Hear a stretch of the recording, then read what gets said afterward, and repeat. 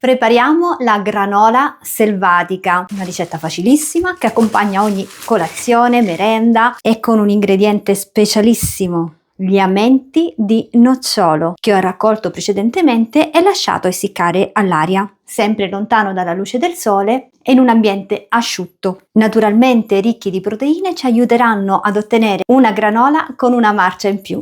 Dopo aver frullato con un robot da cucina a intermittenza gli amenti, li setaccio con un semplice scolapasta. Così facendo andrò ad eliminare il rachide centrale. Ecco qui i nostri amenti ricchissimi di nutrienti. E quali sono gli ingredienti che abbiamo usato? Sesamo, farro, riso, arachidi e mandorle. Amenti, cachi acerbi essiccati, uvetta passa e cioccolata fondente. Mescoliamo tra loro i cereali con i semi di sesamo e i frutti oleosi, quindi le mandorle e le arachidi.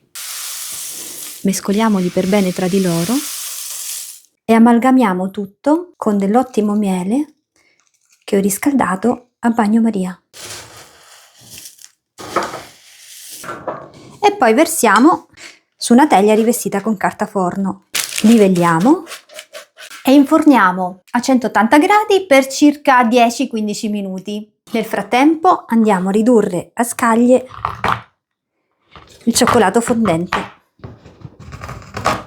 Al cioccolato fondente unisco poi i cachi essiccati, l'uvetta e una pioggia di amenti.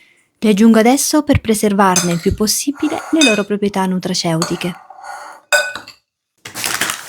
Ho sfornato la granola da circa 5 minuti, ben dorata. Si è abbastanza intiepidita ma non raffreddata del tutto. Adesso la porrò in un contenitore più grande e la spezzetterò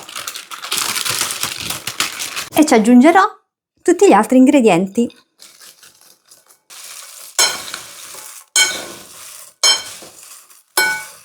Il restante calore permetterà agli amenti di rimanere un pochino più attaccati alla granola, senza depositarsi poi sul fondo.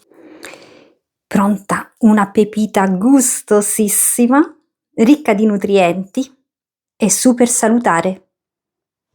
Ti aspettiamo sul nostro sito per l'approfondimento scientifico.